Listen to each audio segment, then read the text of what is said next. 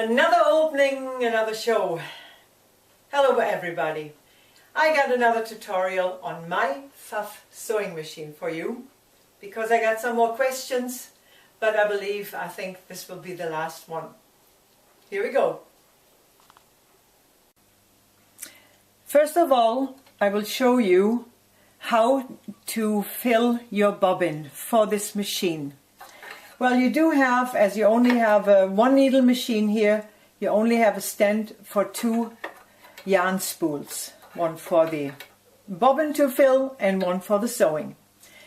So my thread for the bobbin goes on the right one.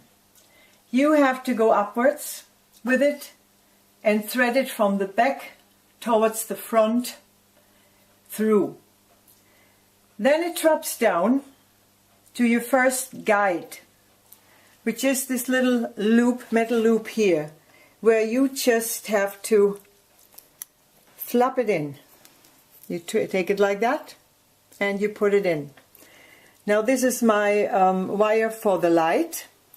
That's why I got, which has been put on afterwards, that's why I got to go underneath here, because here comes my next threading for my bobbin to fill. Usually people are saying you go in and you go out and then through, but I found that this is not always so good to do. That's why I wind it once around it, so then it can come straight down to my feather, which gives the tension to fill the bobbin. And here I will not, which would be the right way to do and is correct, I will not put it like that, because it happens very often, because this thread does sometimes spin itself around from the way it started out, and then while it's threatening the bobbin or filling the bobbin, it can jump out. That's why in general I put this thread once around it like that. I repeat, I'm going in from the front and I put it so it's more or less in that position, a little bit over crossing itself. And now the question from one of you was, show me how it fills it now. Well, I mentioned this on one of my videos before, that this can only be filled while I'm sewing. As it is an industrial sewing machine, the idea is not to waste any time on filling the bobbin while you're not sewing anything. Therefore, on this machine, you can also not fill this bobbin on its own, unless you would have to take your capsule with the bobbin out, that's in right now. You will have to unthread your sewing machine at least a little bit. Then with your hand lever, you will lift up your presser foot. Then you put an empty spool on. In my case now I don't have an empty one because I always fill them while I'm stitching, because that is the idea. And now I'm slightly holding it up here, this thread, and I wind it a little bit onto my empty bobbin usually.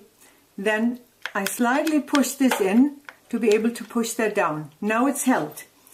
Now if I by any reason did not think ahead, which color do I need, which bobbin do I have to fill, I've forgotten, so I have to lift my presser foot, take all the threads out, and now I can just stitch this without the threads, but this is actually not advisable to do.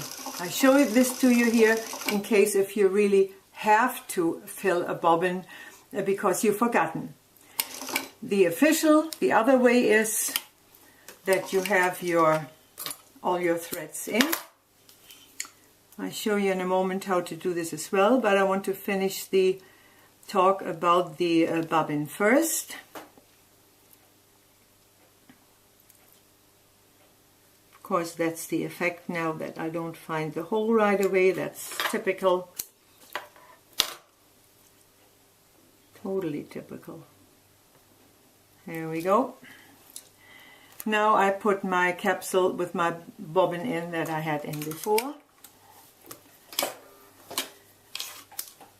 I take any piece. Normally I would be sewing something now, but here I just take anything to sew with. And now you see, while I'm working, while I'm doing something, I fill the bobbin which I need for the next job that I got to do.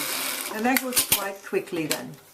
So I repeat, if you have a household machine, you can at any time do this. It's usually on the top, and you can fill your bobbin without any problems on its own by not sewing, but not with an industrial machine like this. So now I would like to explain to you how to thread your thread for the upper needle. First of all, I show you how you could just change a thread. Let's say I get another color. If I find one quickly. Yeah. Okay. This is only showing you, if you're too lazy to thread it properly through, leave a little space. Now take these two threads, make the first knot, hold this knot like that, and put a second one on top.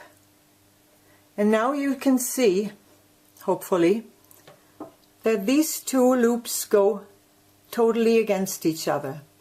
And when you tighten them now, they will not slip out. So now, down here, either with the foot or with the hand lever, I take the tension off, the thread off, and for that reason I can just pull it totally through, because this nut is very, very thin and very flat nut. That's why I was just able to pull it through like this. That's really very, very easy. If you do a normal nut, like you would, let's say,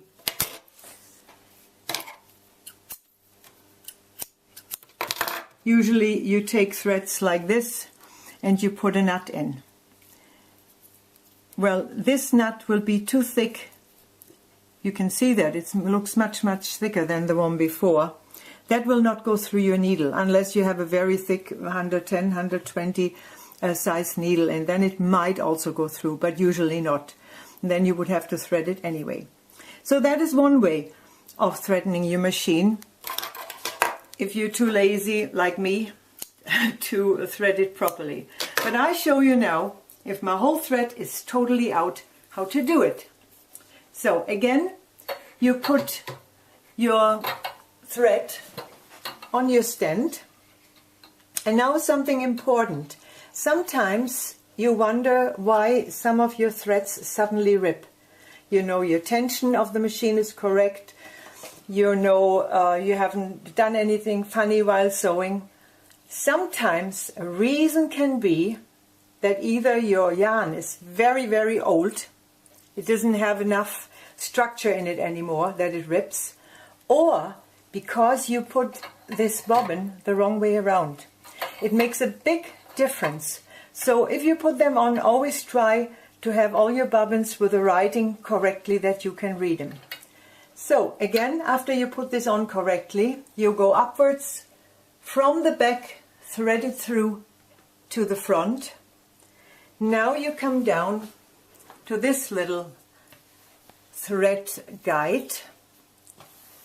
You put it in from the top until it hopefully comes out at the other end. It's a very thin one that I got here.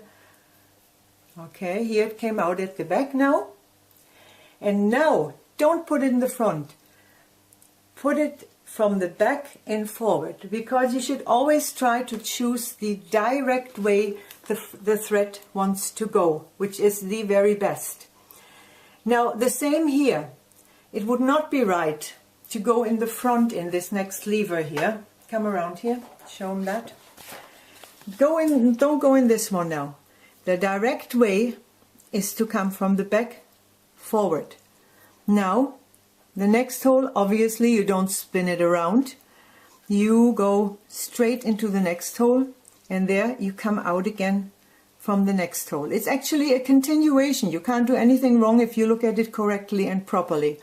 Now comes the first feather, which gives it a slight tension, and to give it the right guide to go into the main tensioning for the thread.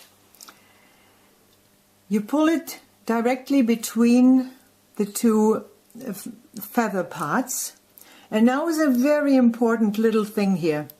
That this feather, if you forget to put that through that feather, you're lost, because this feather has the function of always pulling the thread in position again when your needle goes up and down. Now you go underneath this lever. Now important, this is only guiding the thread to be in this one in, but it's got to be in there. Otherwise all these could be reasons why your thread might rip. Then you go through the big lever up here. Here comes the next one. And again, it's got to be underneath that one. You can also pull it in later if you wish. But don't forget to put it through that one. And now I put my hand lever down again. Where is it? I can't find it from this side. Because now I thread it from the left to the right. If you get a new machine, make sure, if you don't have any idea about it, make sure to look where is the needle inside. Then, if there isn't a thread in, look on the side where you have to thread it in. On which side? There is a long groove in the needle. On the other side is only a tiny little groove. And it's always a long groove because the thread, while going into the material, is running inside that little groove. Well, and now you pull up your thread from the bottom if you want to, or you just start sewing anyway. Take your material, whatever you want to stitch and sew next, and do some good sewing. I hope this was some good information for you, and I hope you know everything about my sewing machine now. Goodbye. Hope you come around again.